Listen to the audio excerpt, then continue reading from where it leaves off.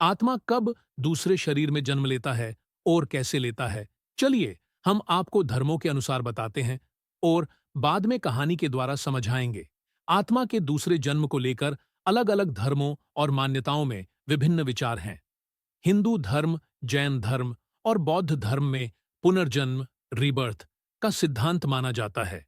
इसके अनुसार आत्मा अमर होती है और शरीर नश्वर। जब कोई व्यक्ति मरता है तो उसकी आत्मा उसके कर्मों के आधार पर नया जन्म लेती है। कैसे मिलता है दूसरा जन्म? पहला, कर्म का प्रभाव। यह माना जाता है कि हर आत्मा को उसके पिछले जन्म के कर्मों के अनुसार नया शरीर मिलता है। यदि अच्छे कर्म किए हैं तो आत्मा को उत्तम योनि जैसे मानव या देवता में जन्म मिलता है, और यदि बुरे कर्म किए हैं तो निम्न योनि जैसे पशु, कीट पतंगे या नरक में जन्म हो सकता है। 2. मोक्ष की स्थिति। यदि कोई व्यक्ति जीवन में मोक्ष प्राप्त कर लेता है, जैसे संत, ज्ञानी व्यक्ति, तो उसकी आत्मा जन्म मरण के चक्र से मुक्त हो जाती है। 3. यमराज और चित्रगुप्त का लेखा जोखा।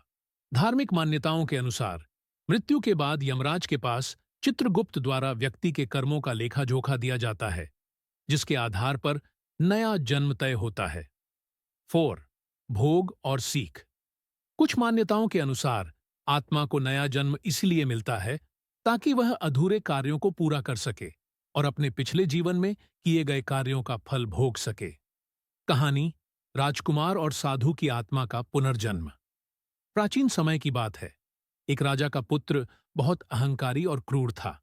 वह अपनी प्रजा पर अत्याचार करता और संतों की अवमानना करता था। एक दिन एक महान संत उसके दरबार में आए और उसे समझाने लगे, लेकिन राजकुमार ने उनका अपमान कर दिया। संत ने शांत भाव से कहा, बेटा, तुम्हारे कर्म तुम्हारे साथ जाएंगे। इस जीवन में जो करोगे उसका फल अगले जन्म में पाओगे। समय बीता और राजकुमार की मृत्यु हो गई। पुनर्जन्म के नियमों के अनुसार उसे अगले जन्म में एक गरीब किसान के घर जन्म लेना पड़ा। उसने पिछले जन्म के कर्मों का फल भोगा और कठिन जीवन जिया।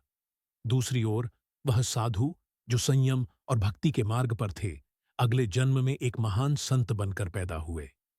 जब किसान पूर्व का राजकुमार बड़े हुए तो उन्हें अपने पिछले जन्म की कुछ झलकियां मिलीं और वे संत के पास गए।